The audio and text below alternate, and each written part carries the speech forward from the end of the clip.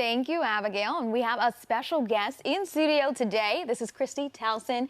She's going to be telling us about her book. She's the author of a book about mental health, right? And so thank you so much for joining us this morning. Thank you for having me, Liana. Of course. And so we want to get into the book, Speak Up Against Stigma, her mental health journey, right? Yes. Tell me a little bit about it. So about a year ago, I went onto Facebook and Instagram, and I asked women to raise their hand who were willing to tell their story alongside with me, because I was writing my full-length memoir. And so many women raised their hand to say, like, I'm interested, tell me more. And that just prompted this book, because now is the time to speak up about mental health issues. You talk about your journey and you writing this. Tell me a little bit about what inspired you to put together this book about mental health.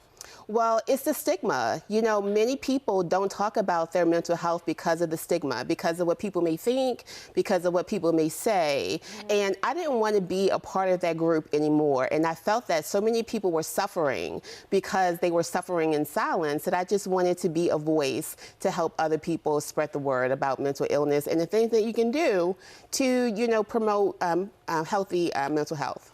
Talk about the times that we're in, right? So on the heels of the pandemic, we saw mental health awareness, and we just saw a lot come to the forefront, right? With people isolated, things like that. Talk about the times that we're living in and how you can kind of get help or just speak up against it. It's okay to speak. All of us deal with certain issues, right? Absolutely. We all are struggling with something internally.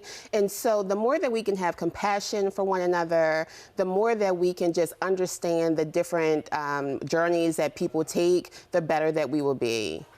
And a little bit into the book, if you are to get it, is it stories, different women telling their stories? Tell me a little bit about the insight on what I'll get once I open it. So there are women from Baltimore, me, to the UK, to India, to Toronto. It is an international book. And so the writers, they write from their own perspective. From PTSD to cutting to depression, suicidal ideation, all sorts of things, you know, to have a broad message that really captures the whole picture of mental illness today. You talk about that stigma. For so long, people didn't want to talk about it. Why do you think now people are saying it's okay?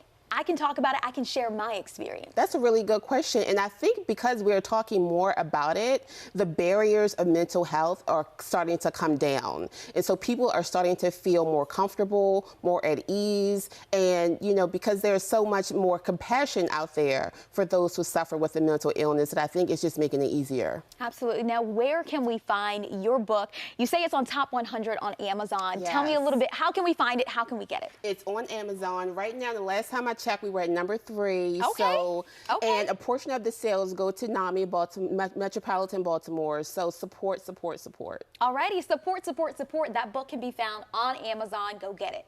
Well, thank you so much for being here with us. Thank you for having me again. Of course.